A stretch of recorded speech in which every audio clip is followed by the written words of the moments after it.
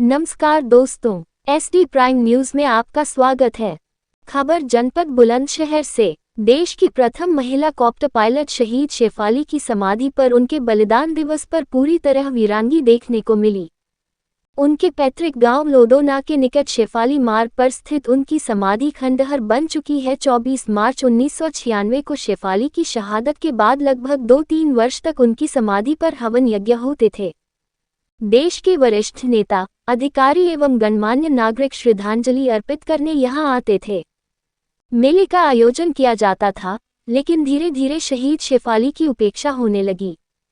लगभग 2.5 दशक से शासन प्रशासन तथा समाज की उपेक्षा के चलते समाधि स्थल वीरान पड़ा है।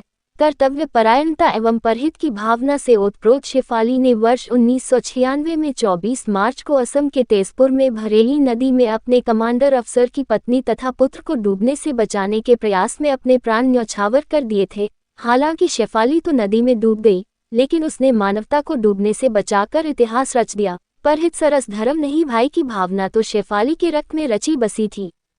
बचपन से बलिदान तक शेफाली का जीवन चिरकाल तक युवाओं के लिए प्रेरणा स्रोत बना रहेगा। लेकिन शासन प्रशासन, समाज तथा परिजनों द्वारा महान वीरांगना की उपेक्षा ने शहीदों की चिताओं पर हर बरस लगेंगे मेले, वतन पर मरने वालों का यही बाकी निशा होगा, को शर्मसार कर दिया है। वीरांगना की इस उपेक्षा पर लोगों में असंतोष है। देखिए जहांगीरपुर सुरेश दिमानिया की खास रिपोर्ट। नमस्कार दोस्तों, मैं आपका दोस्त मोहम्मद शाहरुख खान और आप देख रहे हैं एचडी प्राइम न्यूज। तो मैं आज इस टाइम मौजूद हूं गोटनी लोदोना मार्ग शेफाली मार्ग है, जो हमारे देश की प्रथम वायुसेना महिला थी, जो अपने साथियों को बचाने में अपने देश के लिए बलिदान दे दी जान की।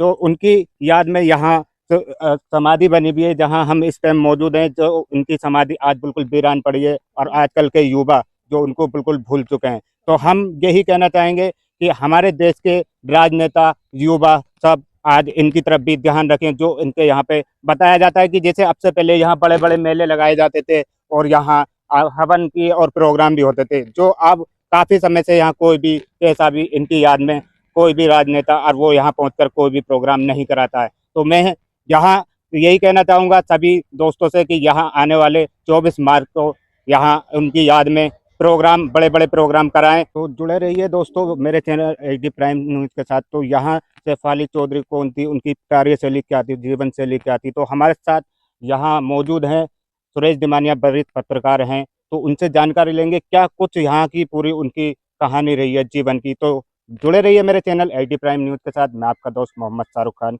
ग्रेटर नोएडा। जानकारी देंगे कि शेफाली चौधरी कौन थी, आखिर क्या उनकी जीवनी है शेफाली चौधरी जी की।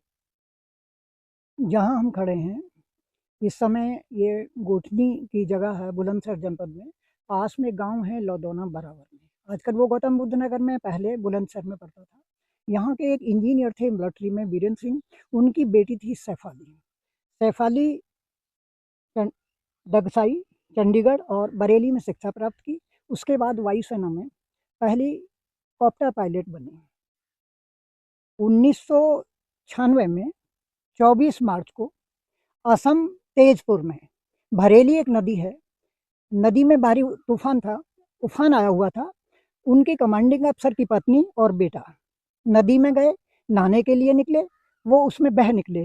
अकेली पायलट शेफाली वहाँ मौजूद थी। बिना किसी साथी की चिंता किए वो नदी में उनको बचाने को कूद गई। शेफाली ने माँ बेटे को तो बचा लिया, लेकिन अपने आप डूब गई और उसकी मौत हो गई। उस शहादत के बाद उसकी लाश गांव में लाई गई।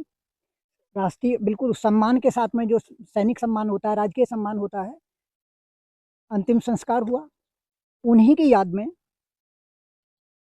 ये जहां आप खड़े हैं समाधि का निर्माण हुआ।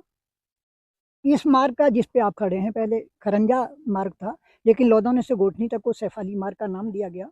बरेली में बरेली के मेयर ने उन्हीं की याद में चौराहा है, एक मशहूर चौराहा वहाँ का है, उसको कीर्ति स्तंभ वहाँ स्थापित किया शेफाली चौधरी की याद में। क्योंकि शेफाली की शिक्षा बरेली कॉलेज में हुई थी।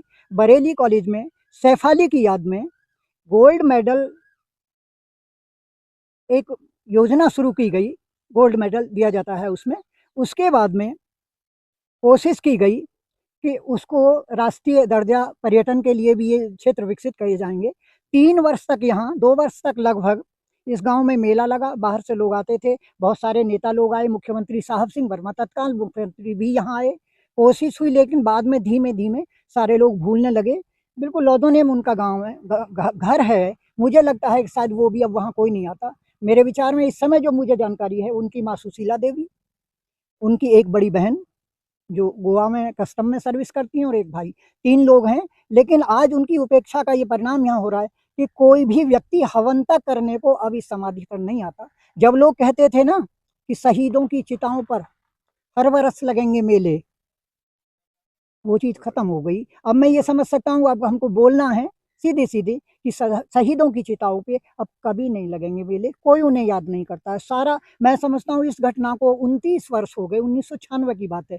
शायद बहुत सारे युवा हैं, उन्होंने तो देखा भी नहीं होगा इस बात को, तो वो कैसे स्मरण करेंगे। यानी हमारी जिम्मेदारी समाज की, हमारे नेताओं की सारी जिम्मेदारियाँ ख़त्म हो गई और उन्हें बिल्कुल भुला दिया गया है।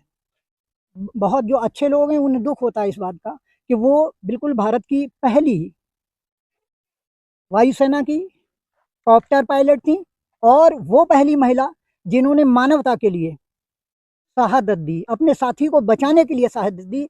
मानवता, सैफ अली डूब गई, उसकी मौत हो गई, लेकिन उसने मानवता और कर्तव्य परायणता को जिंदा रखा। सैफ अली चौधरी के लिए यहाँ पर क्या किसी रोड का भी निर्माण कराया गया? किसी विद्यालय में किसी प्रकार के कोई रूम वगैरह बनवाए गए? देखिए, मेरी जानकारी के अनुसार गोठनी से लौदौना मार्ग जब जो खरंजा था, उसको सरकार की तरफ से सैफ अली मार्ग घोषित किया गया। डीआर इंटर कॉलेज गोठनी में भी कुछ कमरे बनवाए गए। जानकारी तो है कि विधायक हुराम सिंह ने या तत्कालीन विधायक ने कुछ पैसा अपनी निधि से दिया होगा और उसे सैफ अली ब्लॉक के नाम से वहाँ पे वो कमरों का निर्माण हुआ। उसके बाद में बहुत कोशिश की गई, लेकिन सरकार भी सिर्फ राजनेताओं की उपेक्षा के कारण, पारिवारिक लोग या जो समाज के लोग हैं उनकी लापरवाही के कारण बाकी कोई ऐसा काम नहीं हो पाया। जबकि सच बात यह है कि वो लड़की, वो पायलट, कम से कम हिंदुस्तान की ऐसी महिला पायलट थी, उसके ऊपर विवेकानंद जी का और चीन और भारत युद्ध में जो ब्रिगेडियर थे होशियार सिंह, उन दोनों का बहुत बड़ा प्रभाव था। पढ़ते टाइम भी एकेडमी हैदराबाद में एक पत्रिका निकलती थी अंकुर। अंकुर में उन्होंने जो लिखा है वो सच साबित करके दिखाया। सैफ अली ने लिखा अंकुर में कि एक दिन आएगा जब मैं मौत और ज़िंदगी के बीच जूझ रही होंगी। डॉक्टर आएगा, डॉक्टर बोलेगा कि मेरा दिमाग ख़त्म हो गया है, मेरी मौत हो गई है। लेकिन सच बात यह है, वो मेरी मौत नहीं, मेरी ज़िंदगी की शुरुआत होगी। ये सैफ अली का जज्बा था, ये सैफ अली चाहती थी। उसने लिखा है, देहदान का भी उसने घोषणा की थी। उसने एक एक अंग के लिए लिखा है कि मेरे अंग और लोगों को मेरी मौत के बाद दे दिए जाएं, लेकिन क्योंकि वो उस तरह की घटना हुई थी उसमें अंगदान नहीं हो पाया। उसने यहाँ तक भी लिखा है, मेरा हृदय, मेरी आंखें, माने मेरा पूरा शरीर दान दे दिया जाए ताकि मेरे रूप में वो लोग देख सकें, ज़िंदगी जी सकें। और जो बचा है मेरे पास, जो बचेगा, उसे राख को, मतलब दाह संस्कार के बाद में वो फूलों की क्यारियों में बिखेर दिया जाए ताकि उन फूलों के माध्यम से मेरी महक दुनिया भर में फैलती रहे, लोग प्रेरित हों।